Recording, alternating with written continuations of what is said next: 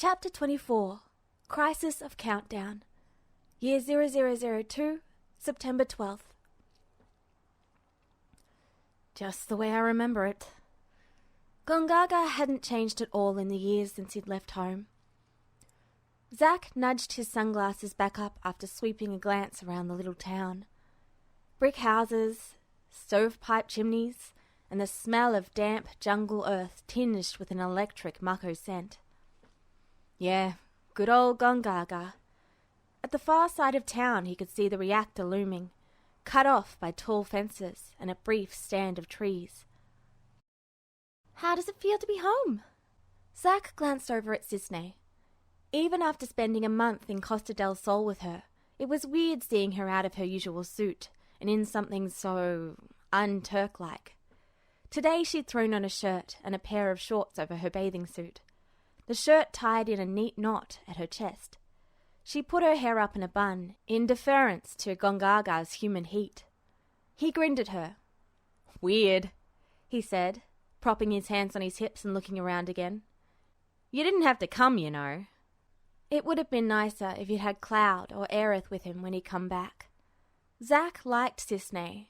She was a good friend in her way, but it had been obvious since she'd approached him on the ship from Junon that she wasn't here on vacation. He wasn't stupid, and he figured Cisne knew that. If he hadn't realized something funny was going on way before, the fact that she hadn't left would have clued him in. "I was curious about where you came from," Cisne said lightly. Zack took a few steps forward and turned around to face her. "Well, there's not much to see in a little backwater place like this. It's not as exciting as Costa del Sol." Not that Costa del Sol was all that exciting anyway. All there was to do was drink, talk to locals and other vacationers, fish, and hope that a few rogue monsters washed up on the beach. Zack was pretty sure he was well on his way to becoming a local hero. He'd learned a lot during his trip so far, including that beach umbrellas made terrible replacements for real swords.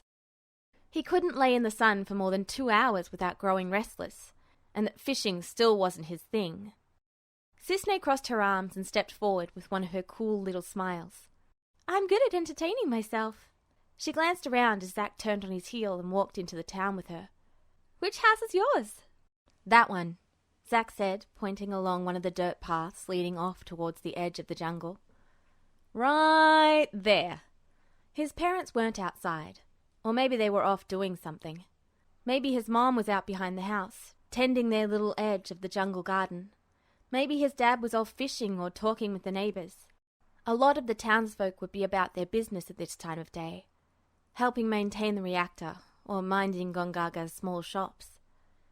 A few kids ran by, kicking a ball, and Zack grinned. He recognized a few as some of the little squirts that had been around when he left home. They'd grown up pretty good. Still, as he walked slowly towards the place he called home for the first 13 years of his life, Zack realized it was just that. Gongaga didn't feel like home anymore. Home was a massive sword with more meaning in it than weight. Home was a church with beautiful flowers and an even prettier girl. Home was a phone beep announcing a text with too much information.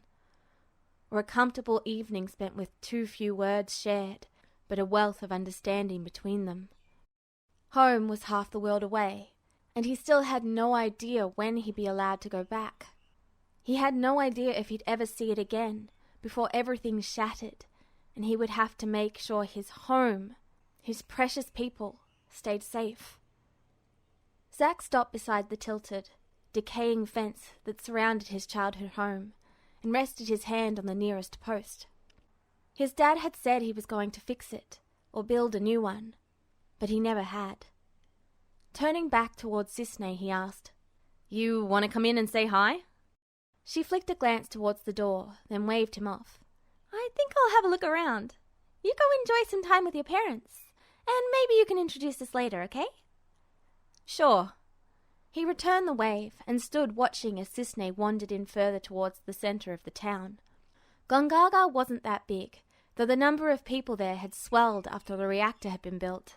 Workers to maintain it, and people who wanted to take advantage of the electricity it offered. Zack was pretty sure there were a few houses there hadn't been before. It was nice to see his hometown thriving. He'd have to take a look around at all his old haunts before he left again.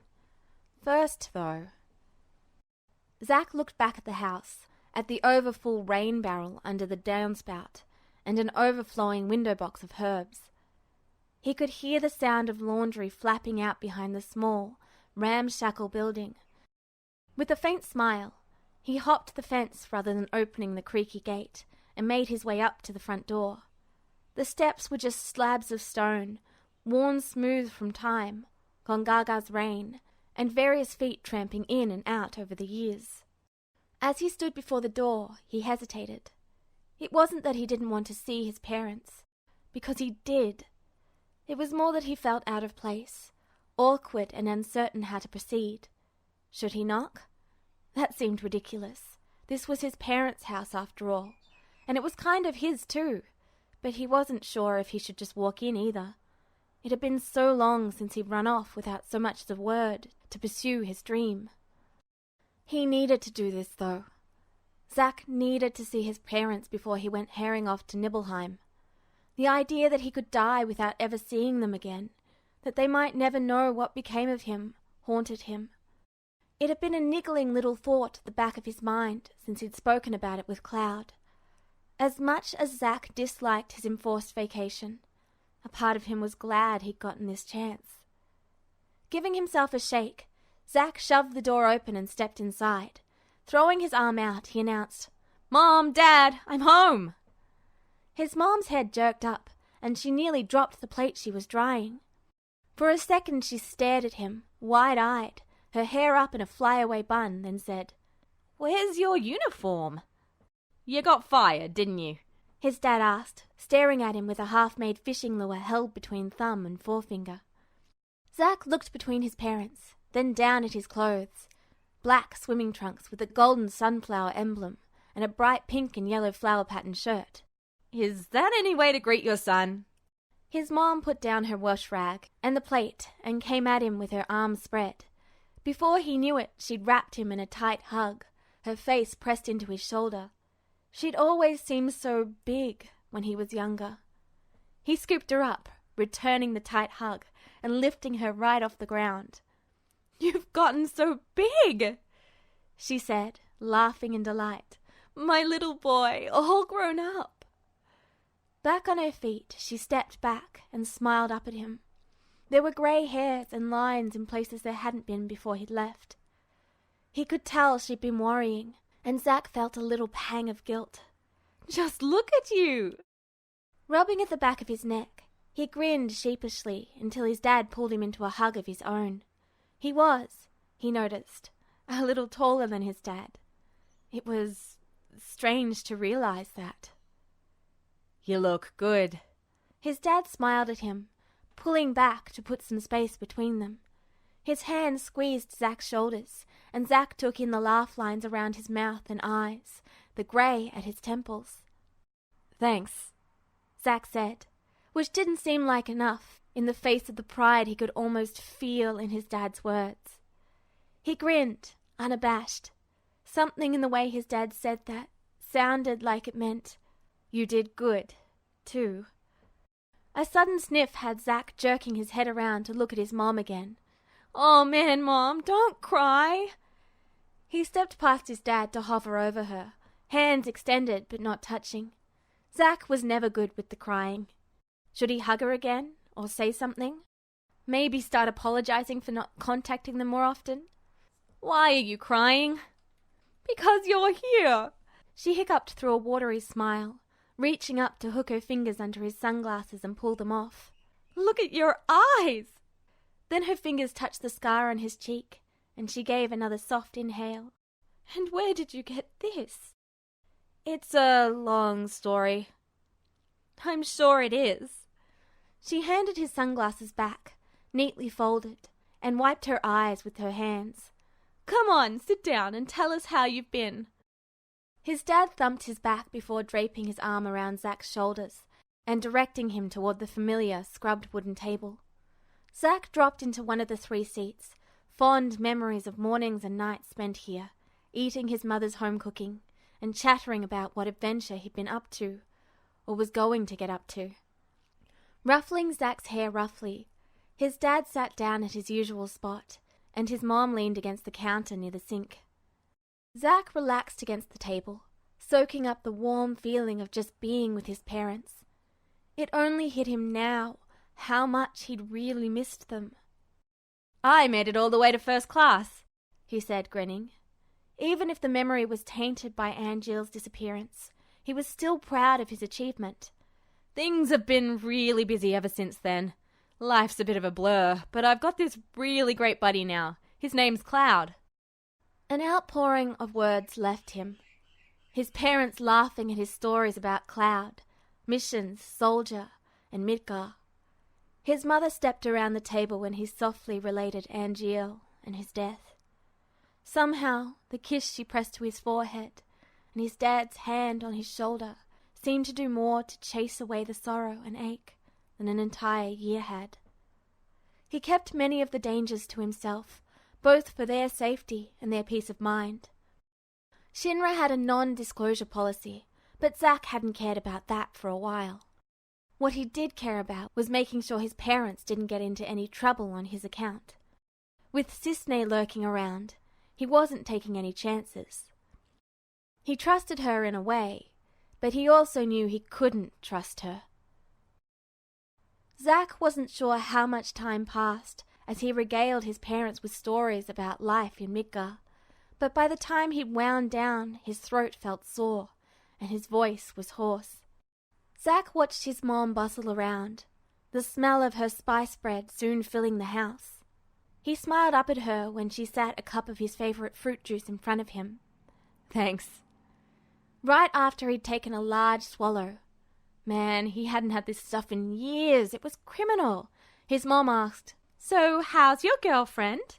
Your letter didn't say much." Zach choked and spluttered. This really wasn't a conversation he'd been wanting to have with them, though he knew he should have expected it. Dryly, his dad said, "It didn't really say anything." On reflection, Zach knew where he got his sense of timing from. How did people deal with him? Coughing again to clear his throat, Zach set his glass down. "She's good.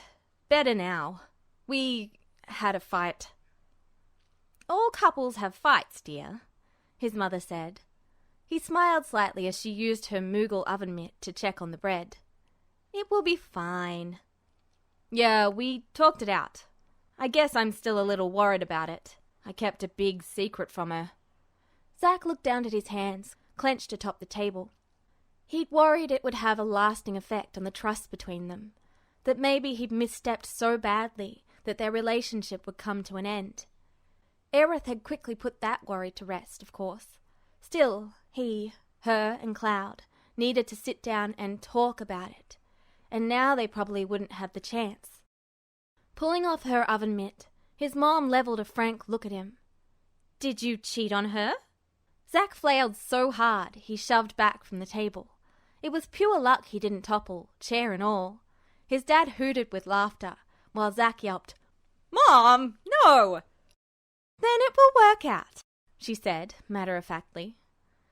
"The real question is, when are you going to propose?" "Mom!" Zach stared at her aghast, and was met with raised brows and a frank expression. Beside him, his dad had pretty much collapsed against the table in laughter. "An even more important question," she said primly, "is when are you going to bring her to meet us?" Zach choked out, only to be interrupted by a knock on the door. All three of them swiveled to look at it, before his mother crossed to it and pulled the door open. A brief pause hung in the air, and then she asked, "Zach, is this her?" His mother stepped aside to reveal Cisne standing in the doorway. "Hi, Zach," Cisne said with a wave. "I thought I'd come and see if you were planning to head back to Coral tonight." It took several minutes for Zach's brain to catch up with the situation, but once he did, he practically exploded out of his chair. No, Cisne is just a friend." His mother frowned and touched her fingertips to her lips with a thoughtful look. She darted a glance between Zach and Cisne, then asked, "Are you certain you aren't cheating on your girlfriend?" Mom! Zack yelped yet again, while Sisney laughed softly. Your son is really nice, but he's not my type. He could be insulted by that, but right now he was just really grateful. Thank you, Zack said, waving his hands at Sisney. Finally, some backup here. Why don't you come in? His dad called, waving Sisney across the doorstep. We can put up the two of you for the night, have a little cookout, and you can tell us more about life in Midgar and this girlfriend of yours. I'll need to put together a package for you to take home, too, his mother mused, closing the door once Sisney stepped inside. Recipes of your favourite foods, some of your baby pictures. With a groan, Zack flopped onto his chair again and put his head in his hands. Oh, stop that. I have no idea when I'll get a chance to show them to her, so you're going to have to do it for me. Ignoring that, Zack perked up a little. Hey, that's an idea. Sisney, do you still have that camera? I left it in the car. Later, do you think you could get a picture of me and my parents to take back? Sisney's smile as she slid into the chair Zack's dad offered her was quiet and small. Of course. Later that night, after the four of them sat around the fire pit out back, roasting fish and eating his mom's special spiced bread, Zack would spend the night in the hammock strung between the trees closest to their house, just the way he'd done on many summer nights when he was a little boy. The next morning, he'd thrown an arm around each of his parents' shoulders, and Sisney would snap a picture before they left. And his mother cried her goodbyes, and Zack told her that was why he'd left without a word, so she wouldn't cry. Then the two of them would be on their way back to Corral, and then Costa del Sol, and the feeling of being a prisoner would close in on him again, the peace he'd found with his parents fading away to tense worry over what could be. If Sisney noticed the way he checked his phone more often than ever, she didn't comment on it. Year 0002, September 13th. Cloud was just exiting the soldier compound, Veery in tow to take him out to the unused roads for some exercise, when he was intercepted by a nervous-looking Connolly. Pausing, Cloud absently pushed Veery's head away when the eager chocobo butted at him, impatient for what he considered a fun game. Are you all right? He asked, glancing around to see if there was anything immediately obvious to cause Connolly's hesitation. Shrugging his hunched shoulders, Connolly said, I was just hoping we could talk, maybe, if you're not busy. Cloud's reply was interrupted as Veery shoved at him again. He eyed the chocobo for a moment, his mouth tugging in a frown as he looked consideringly between the eager chocobo, the nervous trooper, and the moderately busy streets. It was later in the evening, the sun not quite set yet, and the rush of people getting off work and heading home had died off somewhat. With an internal shrug, Cloud heaved himself up on Veery's back, then held out a hand to Connolly to help pull him up. Let's get out of here, he said quietly. Connolly looked startled at the sudden movement and eyed Veery warily. He did take Cloud's hand, though, and let himself be hauled into place behind him. I'm surprised it's still alive, Connolly mumbled, grabbing Cloud as he settled awkwardly on the bare saddle of Veery's back. He knew enough in how to place his legs, at least, so as not to interfere with Veery's wings. With a soft snort of amusement, Cloud nudged Veery into a swift trot. I think he enjoys how much Veery bothers other people. Connolly's hands tightened compulsively on Cloud's waist, but he kept his seat. Cloud still reached down to tug the grip into a more comfortable position. Just relax. Veery won't let you fall. He was, after all, an excellent riding chocobo, and had only improved with Cloud's attentions. You sure? He's got this look. That got a smile out of him. Veery was rumbling happily underneath him, ignoring the startled cries of the few pedestrians that were in the street as they ran by. He shook his head, twisting a bit so he could speak over his shoulder. I can't promise that when you're off his back. He hadn't quite forgiven Veery for kicking him off the road that one time. Comforting, Connolly grumbled. This is the General's chocobo. I don't want to know what he can do. Humming non-committally, Cloud refrained from giving Veery permission to run, even as they entered into the less populated outskirts of the sector. Even at the reduced speed, it didn't take them long to arrive at the twisted maze of highways. Veery perked up, trying to speed up his pace in anticipation of a good run, but Cloud put him up to a reluctant stop instead. He slid off, patting Veery's beak soothingly as the chocobo warbled his discontent. As he watched Connolly slide less gracefully to the ground, Cloud wondered how to ask him what was bothering him. Then he gave an internal shrug. He'd never bothered with subtlety before.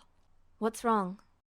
Connolly stumbled a step away from Veery, catching himself before giving Cloud a disgruntled look. "My weirdly secretive best friend decided to drag me onto a chocobo and kidnap me to the outskirts of civilization without explaining is what's wrong." "Sorry." "No, you're not," Connolly said with a laugh. "No," Cloud had to agree. Doggedly, he gave Connolly an expectant look. That made Connolly deflate, shoulders hunching in on himself. "I'm not any good at this." Cloud stared, then pointedly looked down at himself and back up. He finished by raising an eyebrow. "Okay, good point," Connolly muttered. He sighed and ran a hand through his hair and looked anywhere but at Cloud's face. "So I've heard some things?" It definitely came out more of a question than a statement. When he didn't continue immediately, Cloud settled back on his heels to wait it out. He could play the waiting game much longer than Connolly could. Seeming to realize this, Connolly heaved a deep sigh. "Right, so I heard you and Zach at the Chocobo Ranch." That didn't actually explain anything. Cloud was blank for a few heartbeats as he tried to make sense of the statement. "But you don't even remember that, do you?" Connolly said wryly. "It was last year, just after your accident. Your, memory thing is probably why you don't remember it much." He fidgeted, pulling a couple of feathers off from where they'd clung to his pants. "You and Zach were talking about a lot of things, actually. About Genesis and Angeal, about the General, and saving the world." That was beginning to ring an alarm bell in Cloud's memory. He and Zach had talked about a lot of things back then. Things no one in this timeline was supposed to know. Things they really shouldn't have been discussing with Sephiroth anywhere near them. The hairs on his arms stood up at the chill that thought produced. At least it had been Connolly who'd heard. "There were other things too. I listen, you know. I wouldn't say anything." Connolly was quick to reassure. "I mean, we were still partners. I'll watch you back, Cloud. But, back on that mission in Icicle, it was kinda obvious something was up too. What with the Turk and all." Connolly was looking determinedly at his feet as he spoke. "And the avalanche intruder." He glanced up, catching Cloud's eye. Cloud wasn't sure what expression he'd had, honestly. He wasn't sure what to feel, knowing Connolly had been sitting on information that potentially could have ruined his and Zach's plans. Connolly said again. "And when we went down to the slums, I heard a bit of what you were talking to Miss, Aerith about. So..." He trailed off, swallowing nervously. "Why are you telling me now?" Cloud asked, honestly curious. As far as he could tell, nothing had triggered this sudden outpouring of honesty. Taking another deep breath, Connolly straightened his shoulders. "Look, I was worried, okay? I just get the feeling that you're worried about something right now. And I was thinking about all the things you'd said that I don't think other people know. Honestly, I wouldn't have said anything, but I felt like I was going mad. No one else is acting any differently, just you and Zach. So I went to Kunzel. You said you trusted him. That was that. Well, Kunzel told me to talk to you directly," he finished, gesturing wide with one hand. "So here I am." Here they both were. Cloud ran a hand through his hair distractedly. He hadn't really had any contingency plans for this kind of situation. He'd figured if anyone figured him and Zach out, they'd have to make a quick escape. Most people in Shinra would want them dead if they had any concrete proof of their insurrection. But this was Connolly, who'd stuck with Cloud through a lot of shitty situations. And maybe that was loyalty to the person Cloud had been before, that he couldn't remember being. He felt muddled now, with all the conflicting thoughts swirling through his head. He didn't really know what to say until he opened his mouth. What kind of trouble do you think I'm in? Connolly started, then looked down at his hands. He twisted them together, the leather of his gloves creaking at the nervous movement. I don't really know. Put it together, Cloud insisted. What do you think? The only sound was the loose gravel of the highway crunching lightly under Veery's feet as he paced around nearby. Finally, Connolly reached behind his back. It was telling that Cloud didn't once consider that he might be reaching for a weapon. What he did bring around was a little box, wires sticking out of it as it made a low humming noise. It's a scrambler. Jessie helped me find the parts I needed, Connolly said, pride and sheepishness warring in his voice. Just in case someone's listening, you know? Out here? Cloud asked skeptically. Yes, out here. You come here a lot, right? Not a lot, he protested, frowning at the innocuous-looking bit of technology. His gaze flicked back up to Connolly's face, taking in the serious set to his mouth. You're that worried about this? I think you should be more worried. Honestly, Cloud, it's like you want to be caught. Cloud shifted his gaze to the glowering tower of Shinra, rising high above the plates. No, it's just the best thing I've found to do is not worry about it. If I start acting suspicious, they'll have a lot more to work with. That's really irresponsible, Connolly said with a weak chuckle. Would you also believe dumb luck? He countered. That! Yes, that I would believe. It was mildly insulting how quickly Connolly agreed. The wind tugged at their clothes, puffing up small swirls of dust that danced through the air. Connolly continued to look at him, chin tilted stubbornly, but his eyes were soft and pleading with Cloud not to turn him away. The space between them felt like a bottomless gulf, though in reality it was only a few feet. Finally, Cloud broke the silence. So? Huh? Were there any bugs? Oh, Connolly said, sweating lightly as he glanced down at the device. He fiddled with it a moment, then looked back up. Well, no. Still, it doesn't hurt to be careful. Cloud watched as Connolly tucked the device back into the pouch at his back. What do you think about Shinra? He asked quietly. Veery decided this was the perfect time to come trotting up and attempt to groom Cloud's hair. Rolling his eyes, Cloud shoved his head away. Veery warbled unhappily, giving him as soulful a look as Connolly had just done. Cloud was unmoved. Go play, but don't go too far.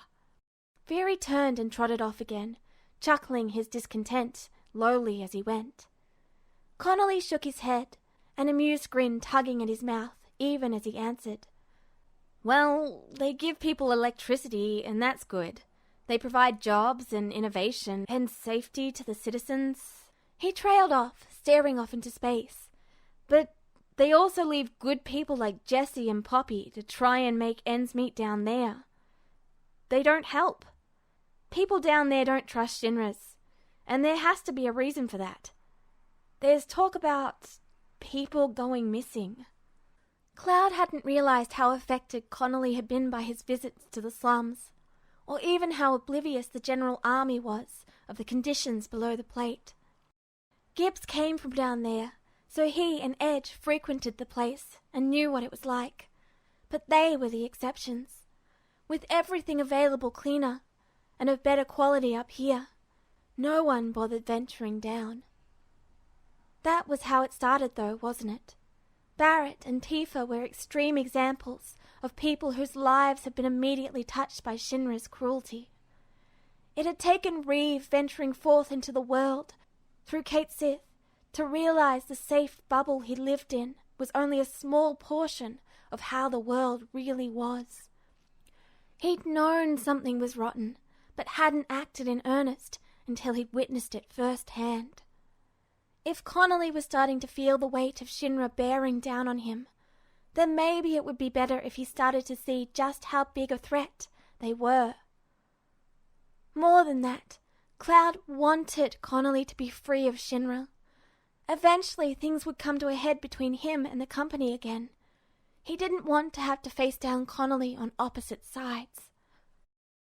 Connolly straightened his shoulders, facing Cloud squarely. And then there's you, too.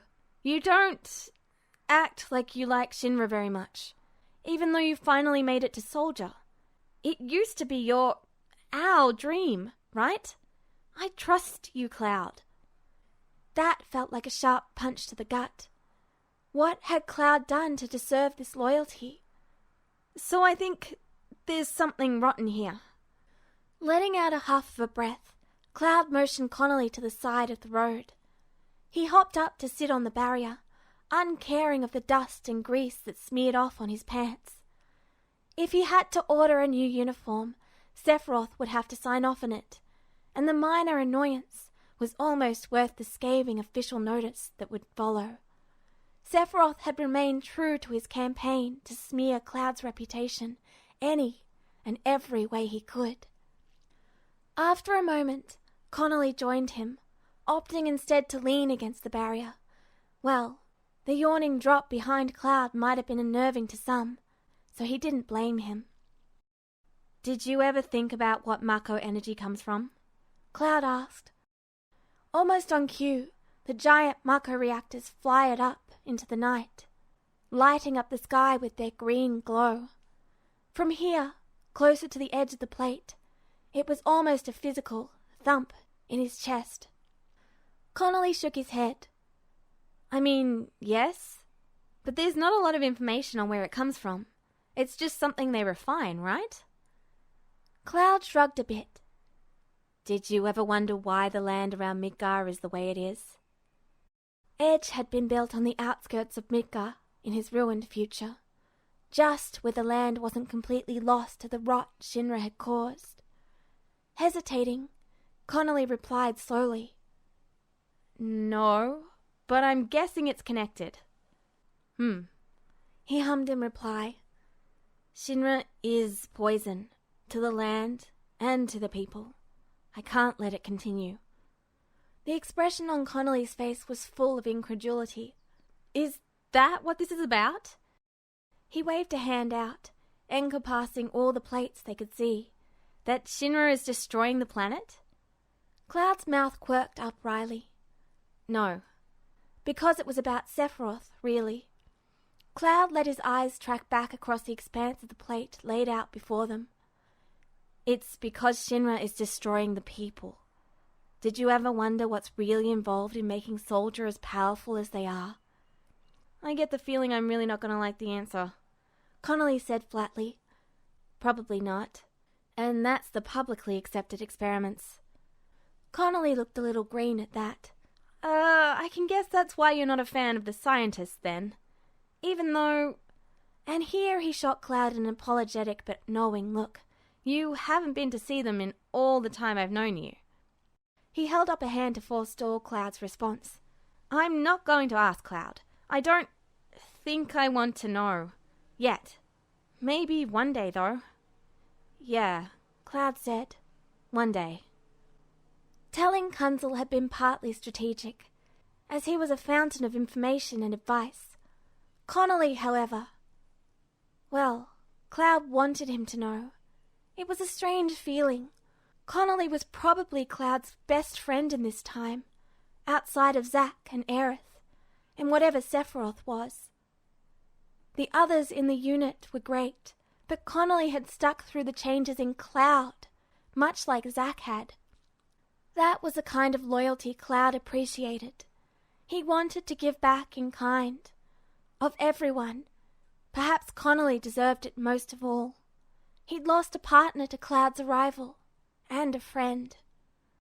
I don't want anyone to get hurt over this, Cloud said, letting his gaze drift out over to Shinra Tower's bulk. lit up against the darkening sky. It's too dangerous. There's more than just Shinra at stake, too. It's better to stay out of it. I can help you stay safe when the time comes. He looked back at Connolly, frowning again. Cloud, I've been getting into trouble with you since you joined our squad. I'm not going to stop now. He cracked a smile as he said it. I'm just a normal guy, and not that strong, but I can handle myself. I just don't know what you're trying to do, I guess. Tilting his head, Cloud considered that for a long moment. Finally, he settled on a partial explanation. Sephiroth is unstable. We need to fix that. Admitting that much, at least, would prepare Connolly for the worst of it. He hoped. Connolly jerked as if struck, his eyes widening comically. How do you know that? How can we fix that? The easiest way to explain is when I fell in the live stream, I learned some things. Still staring, though his expression had become more confused, Connolly asked, Live stream? I thought you fell into Mako. Cloud pressed one hand to his forehead. He'd forgotten that most people didn't know of the live stream and how it connects to the planet. They didn't know the consequences. I'll take you to Cosmo Canyon sometime. They can explain it. It wasn't funny, but Cloud still felt like laughing over the absurdity. Wait, Connolly said, eyes darting rapidly around as his thoughts churned. Is that why you attacked Sephiroth back then? Because of what you learned? Or... That did make Cloud laugh, a short burst of hilarity. Yeah, that's pretty much why.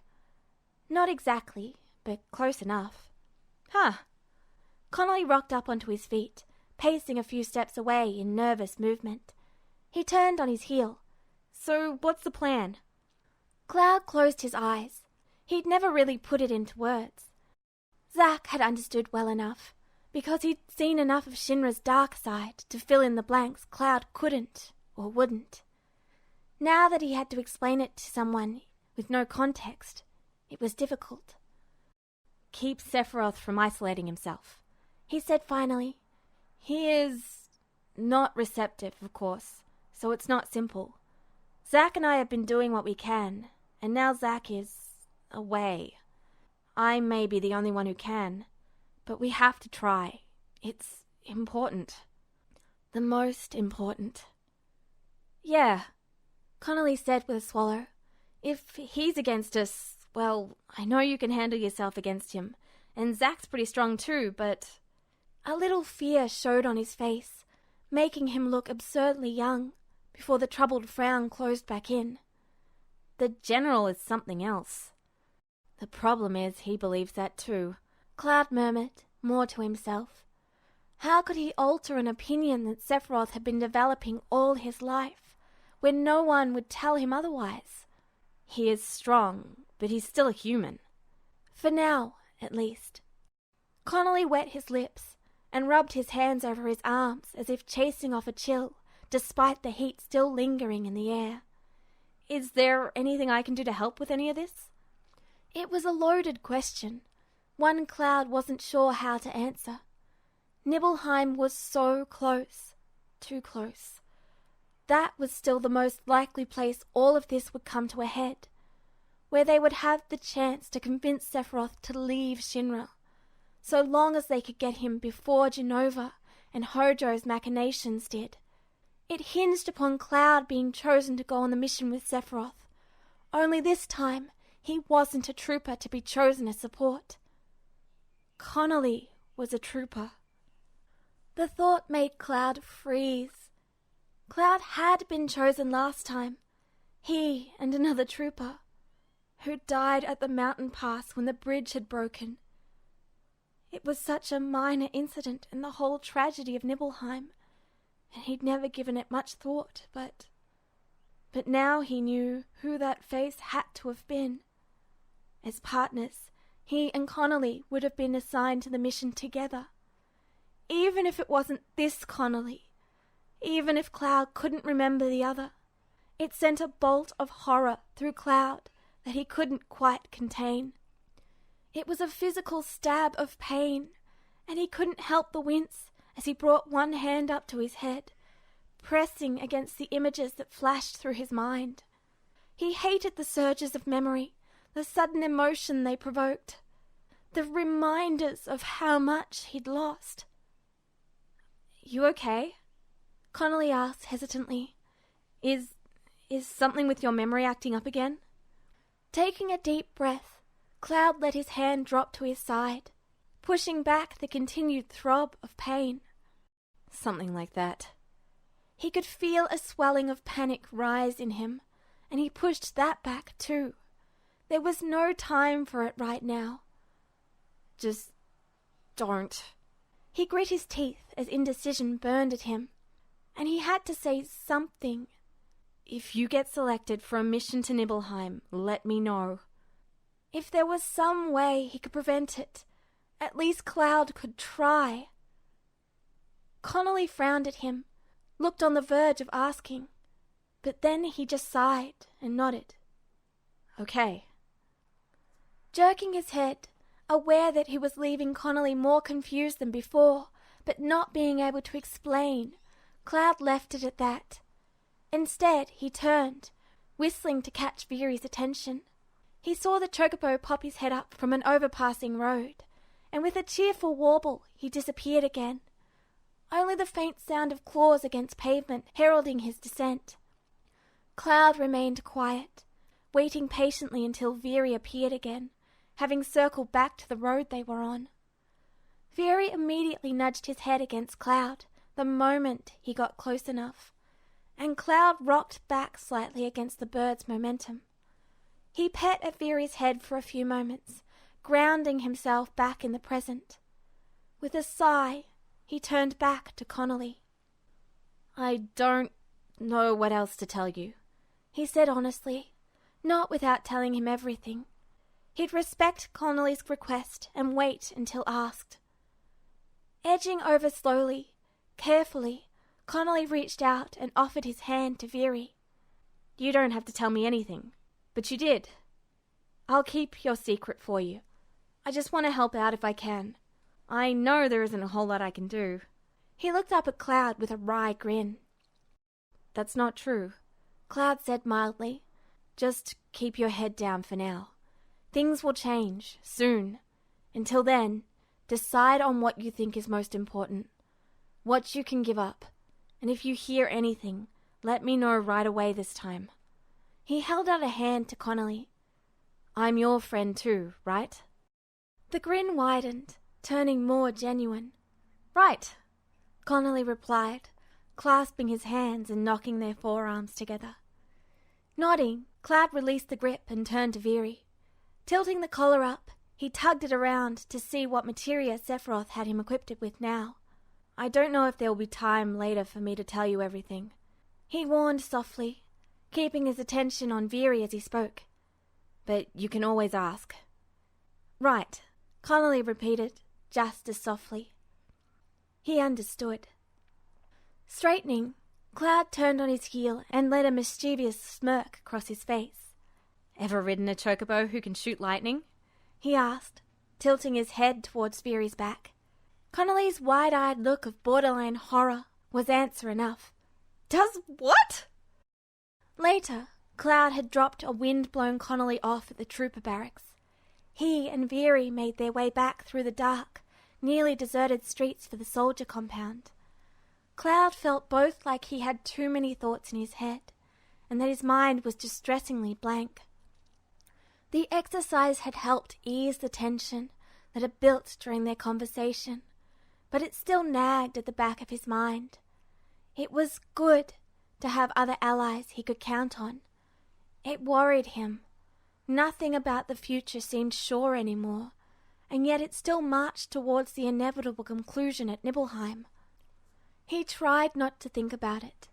Right now, he had to worry about returning Viri to his enigmatic owner. Sephiroth had called Cloud out to pick up Viri that day because he had a mission to perform, and Cloud hadn't argued the unnecessary summons. That was a good sign, right? That Sephiroth was willing to reach out to another person. On the other hand, Cloud had put himself into a position where it was almost expected of him to be Viri's caretaker in Sephiroth's absence. How much was choice, and how much was convenience? The older apartment building was dark and silent. The few residents either retired already or still out. Soldiers kept strange hours, and were more apt at staying out late even if they didn't have a mission.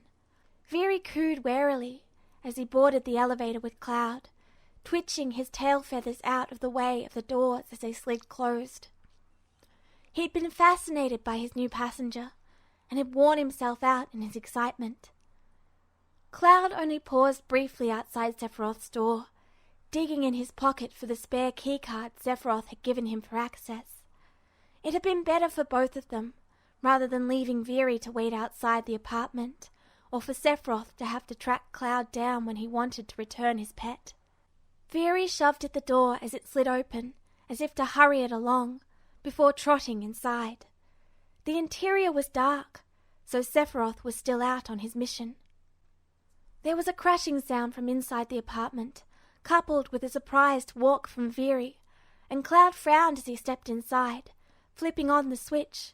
He frowned further when he saw a guilty-looking Veery standing next to a toppled pot plant. With a sigh, he shooed Veery back as he crouched to right it, scooping the dirt as best he could back into the pot. It seemed like such a strange thing for Sephiroth to own, but it had been here even the first time Cloud had been in Sephiroth's apartment, so he had to be taking care of it. Veery was settling in his nest of blankets in the corner by the time Cloud finished cleaning up, and Cloud straightened with another soft sigh. A glint out the corner of his eye caught his attention. One of the materia on Sephiroth's display wall had caught the light just right. Absently brushing his hand against his pant leg, he wandered over for a closer look, casting a guilty look at the door. He should just leave, honestly, but he'd never had a chance to study Sephiroth's extensive collection before. The time with Zack he'd spent keeping to himself, unable to relax in Sephiroth's presence, and every time afterwards had only been a brief stop to pick up or drop off Veery. There were dozens of materia lined up and categorized neatly in their little niches, and Cloud knew from what Sephiroth had told him that all were different, natural materia. It was impressive, even for Sephiroth, to have collected this many. Here and there was an empty slot, the lightning and all materia currently in Veery's collar, and others that presumably Sephiroth had with him right now. As he was lifting onto his toes to get a better look at one of the higher rows, Cloud realized too late that the buzz in his head had gotten more insistently loud until he heard the door slide open behind him. He jerked around, trying not to look as guilty as he felt for being caught in Sephiroth's apartment without reason. Sephiroth paused just inside the door and looked across the room at Cloud for several seconds. Without a word, he crossed the distance, Masamune's bare blade angled behind him. When he drew near to Cloud, he brought the sword hilt up and deftly popped one of the materia from the slot, before depositing it into its niche on the shelf without even looking. His gaze, instead, had stayed trained down to look at Cloud. As he continued to remove the materia from the slots in Masamune, Sephiroth's head tilted questioningly. Ducking his head to the side, Cloud took a belated step to the side and out of Sephiroth's immediate vicinity. Veery knocked over a plant, he said as explanation. He wasn't sure how to justify his own curiosity, and instead just said nothing, pressing his lips together uncomfortably. Again? Sephiroth said as he freed the last materia from Masamune and set it into place. He turned away to cross to another wall, where he lifted the long blade up to place it on the carved hooks for it. He stood there for a moment, pulling off his gloves and bracer before heading back towards the materia shelves. And Gio would be displeased. Blinking, Cloud asked, "He gave it to you?" It didn't quite fit with the image of the stern instructor Zack had admired. Sephiroth continued prying materia from his bracer, almost single-mindedly. "Yes. He would be thrilled that I have a pet now." Cloud glanced over at Veery, who had his head tucked under one wing to block out the light, asleep already. "Why did you keep him?" he asked absently, echoing Connolly's question from earlier. There had been pressure from Zack, sure, but Sephiroth was not one to cave into that sort of behavior. Cloud had never wondered about it specifically before. Now that the thought was in his head, he couldn't let it go. It was as strange as the thought of Sephiroth taking care of a bedraggled houseplant. Looking up, Sephiroth rolled one of his materia on his palm.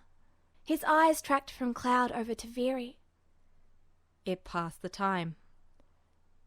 "Ah," Cloud said. What more had he really expected? Leaning towards him, Sephiroth reached past to deposit the last materia in a slot near Cloud. Cloud frowned at the movement unconsciously, raising an eyebrow as he recognized the familiar tang of magic coming from the materia. "Is that a comet materia?" he asked, resisting the urge to reach out and pick it up. The feeling from it was strong, so it was well used. Sephiroth's gaze snapped over to Cloud. "I'm surprised you noticed." With a negligent shrug, Cloud stepped back and turned towards the door. "You favor it," he said simply. As he passed through the doorway, Cloud gave one last look over his shoulder. Sephiroth stood there, utterly still, and stared after Cloud with his head half bowed. His eyes were narrowed behind the fall of his bangs, the brighter light of the hall gleaming off them, like a nibble wolf's in the dimmer interior of the apartment. It was an unsettling look, and with it came a brief spike of the buzz in Cloud's head, ratcheting up at the focused attention. The door slid closed behind them, cutting off the connection, but it left Cloud wondering what was going through Sephiroth's mind just then. Only 2 more weeks. Year 0002, September 15th. The soldier mission board was deserted when Cloud entered the lounge. He paid no mind to the few people who populated the area as he made a straight line for it. While he could have accessed the list from his phone, this was a good enough excuse to waste some time when he didn't have anything in particular to do. He hadn't actually been on the soldier floor in over a week. The forced routine of missions and reports was grating, but Cloud had little choice but to dance to Shinra's tune. At least when Zack had been around, he provided a welcome companionship and distraction from the feeling that time was slipping away. Scrolling through the list, he had a hard time focusing on the words on the screen. So far, Sephiroth's smear campaign had succeeded in keeping Cloud from being flash promoted again. It was both appreciated and annoying. As predicted, Cloud had received a formal admonishment for the state of his uniform and a charge against his pay for a new one. He hadn't even realized Sephiroth had noticed, what with the other distractions their brief interaction had merited. Whatever his motivation, Sephiroth was deriving far too much pleasure from aggravating Cloud, and while he knew he shouldn't let such a minor thing get to him, especially when it was Sephiroth, Cloud couldn't ignore the tiny barbs at his own competency and had to constantly fight down the urge to prove he was capable. Realizing he'd been staring blankly at the bottom of the list for the last few minutes, Cloud blinked and sighed. Scrolling back to the top, he read through some of the descriptions. It didn't matter which mission he took. It was all equally pointless, merely a time waster to keep the higher-ups off his back. The shuffle of footsteps was the only warning he had before 2 heavy hands fell on his shoulders. A glance to either side showed Gibbs and Edge framing him. "And here I thought you might have gotten in trouble," Edge drawled, eyeing Cloud's soldier second uniform sardonically. "Now I see you're just too busy again for the likes of us." Gibbs sighed dramatically. "Now I have to drag you to see Gran and Jen again. If this is going to be a monthly occurrence, I'll just schedule you in for the family dinners with me." Raising an eyebrow at the pair, Cloud didn't have a chance to answer before Edge was leaning forward to flip through the missions on screen. "See, you left us to take care of that second-class mission all on our lonesome last time, so I figure you owe us for that. We might have been a little lenient," Gibbs continued, tugging Cloud away as Edge finished selecting the mission without Cloud being able to see which he chose. What with it being Sephiroth and all. But then you showed up all newly promoted, and don't even bother telling your buddies about it? He looked down at Cloud with a mocking forlorn look. Show a little consideration. Edge caught up with them, then faked wiping a tear away from one eye. I thought you liked us more than that. Shoving Gibbs' arm off him, Cloud shoved his trepidation down as he focused on the here and now. There would be time later to dwell on what he couldn't change. It seemed to be all he could manage lately. Why should I bother when the gossip mongers can do it faster? He muttered, not really upset at the two soldiers. Their presence was at least distracting, and he enjoyed time spent with them anyway. It had been a while since he'd seen them, after all. That's not the point, Gibbs said. The point is that we had to find out from Sparrow. And that we lost a bet on when you get promoted again, Edge put in. Cloud groaned. When? He wasn't sure he wanted to know, but if the rest of Shinra was aware of his promotion status, then there would be less worry about breaking rules from the higher-ups, and Sephiroth's efforts to keep him from Soldier First would be wasted. Especially since everyone but him seemed happy with his promotions. When what? When did we say you get promoted? Gibbs asked airily. I had my money set on half a year. They really want you, don't they, Cloud? You couldn't have just held out till next month, could you? Gibbs griped. Since when does anyone listen to what I have to say? Cloud shot back, gesturing at them and their dramatic escort of Cloud on this mission. Where are we going? They'd made their way to the helicarrier field by now, the helicopters used to transport soldiers to distant missions standing at the ready. Edge's phone beeped, and he flipped it open. That's Charles. Our ride's ready to go. Cloud couldn't tell if he was ignoring him on purpose, or just antsy to get a move on. Gibbs clapped him sharply on the back, following after Edge without a word as well as they made their way across the field towards one of the helicopters. There was a man waiting by the doors, waving them over when he caught sight of them. Resigning himself to their fun, Cloud trailed after them a little slower, in no hurry to leave.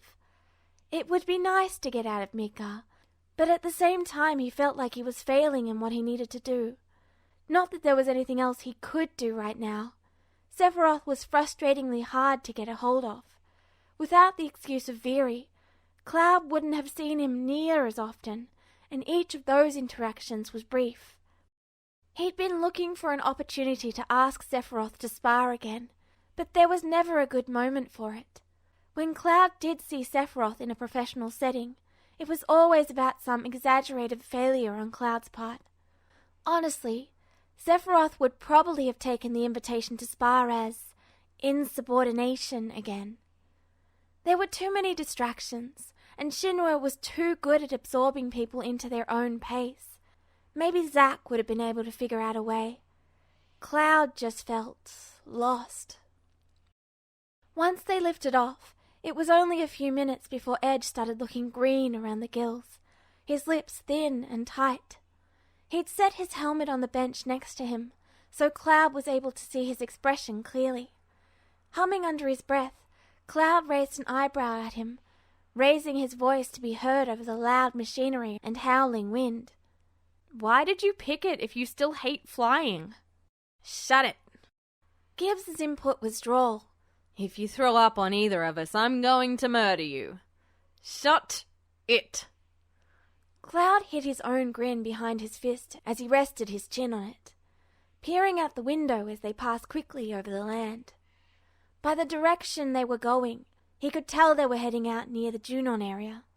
One of the missions had been out that way, but he hadn't paid it enough attention to remember the details, just that it had been unusual in some way. The rest of the ride was silent, in deference to the fact that it was too difficult to be heard over the noise, and none of them seemed inclined to put on the headsets that would have allowed conversation. It gave Cloud plenty of time to study his two companions. There was something decidedly shifty in that complete nonchalance Gibbs was affecting. Edge's air sickness was genuine, at least. It was obvious that there was some alternative goal for his kidnapping, other than petty revenge for being left with the high-class mission before. Why now? Cloud had experience with liars and deceivers. Yuffie and Kate Sith had taught him a lot about how such people acted. Gibbs and Edge didn't have the same edge to their actions. If anything, Cloud was the liar in this situation. Was it Connolly? Not that Cloud thought Connolly had said anything, but the others in his small group of friends paid attention to each other almost as much as they did to Cloud. Connolly had been acting strange beforehand, so maybe they picked up on it. That, or maybe Cloud wasn't being as subtle as he thought he was. For all the effort they put into keeping their motive secret, there were other people watching. Cloud knew that on a superficial level, but it only focused about those who mattered. The Turks, President Shinra, Hojo, people who could prevent him from the outcome he wanted. Still, he couldn't bring himself to bring up his guard with the two soldiers. They were now companions to Cloud, like he'd had before. There was a bond that he had to acknowledge, had to trust in, and knew he could. From the kind of people they were, Cloud knew they'd put him and their friends over Shinra's politics, but only if they were given the option. They couldn't act on it if they didn't know the choice was there. It was another thing Cloud needed to keep in mind, even as Nibelheim loomed closer. A shudder through the helicopter shook Cloud from his thoughts as they hit a patch of turbulence, and he glanced over at Gibbs and Edge. Gibbs had his chin against his chest and appeared to be dozing, though it was hard to tell with the soldier helmet covering his eyes. That was, Cloud reflected, the part of the uniform he loathed. He ignored the hypocrisy of the fact that he'd all but lived in his trooper helmet when he'd arrived. That had been a different time, when he'd been more focused on his own anonymity and keeping out of Sephiroth's sight. It gave all the soldiers a faceless quality, and more irritatingly, it restricted his vision in ways he didn't like. He conveniently forgot his own helmet for this mission, as he did for most of his missions. The blatant refusal to conform hopefully irritated the higher-ups enough to delay their promotion of him again. If he wouldn't follow their rules at this point, what made them think putting him as a first would be any better? He was pretty sure that was how Sephiroth had worded it on his last mission's report. Edge was staring at the opposite wall, with eyes that were a touch too wide, his hands gripping white on the edge of the seat. It was almost silly for a soldier third to be so uncomfortable with heights, especially since flights such as these were so routine. But Cloud could sympathize. At this point, and with so many missions under his belt, Edge was probably just reacting to the memory of his own fear. The 2/3 had been solid support. After Zack had left, they filled in a lot of the achingly empty gap that separation had left. Cloud hadn't realized, hadn't wanted to acknowledge how lonely he'd been, but the hours of isolation did grate. Gibbs and Edge had begun to take up a lot of his free time, waylaying him every time he stepped out of his room. They kept him distracted from his dark thoughts, and if he had to guess, they'd been doing it deliberately. There was no reason for them to include him in missions. Most of them were for soldiers' partners, not large groups, so it was overkill for all three of them to go. Yet, without fail, Gibbs and Edge would drag Cloud along. With the promotion to second, Cloud had isolated himself again. He hadn't meant to. Just the last week, he had allowed himself to get swept up in Shinra and Sephiroth's tug-of-war game. When he wasn't breaking Shinra rules, he was getting reprimanded by Sephiroth about the rules he broke. He wondered if Sephiroth was also the reason he hadn't been assigned a partner yet, or if that was more Shinra anticipating his promotion to first class. He let out an aggravated sigh, running his hand through his hair and pressing his palms against his eyes. He tried not to think on that further.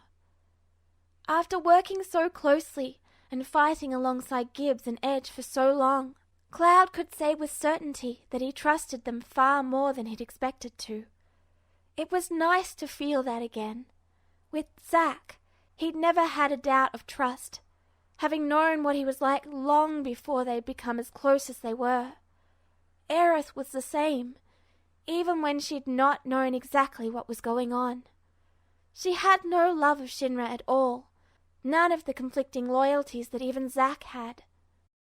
Gibbs and Edge had less reason than either of them to put their trust in Cloud, but for some reason they'd thrown their lot in with him. Perhaps they'd decided it as far back as Medeal, or maybe it had taken the forced march through the marshes. Whatever it was, they'd seen something in Cloud that they trusted enough to put themselves at risk for. Maybe he wasn't worthy of their loyalty or their friendship. Not theirs, not Connolly's. There was always going to be the tiny voice in Cloud's head, telling him he wasn't worth consideration, wasn't worth fighting for. But he had learned to push past that, thanks to Tifa and old friends and the trials they'd suffered together.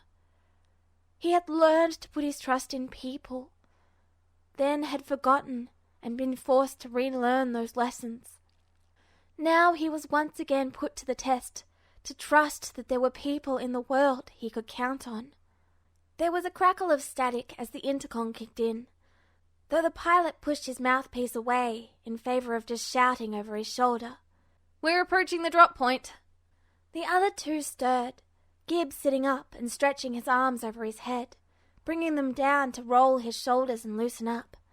Edge didn't move much, though he did give the back of the pilot's head a dirty look. He did scoop up his helmet and slip it on, though. Shifting against the hard seat, Cloud glanced out the window, trying to gauge their position better as they waited for the all clear.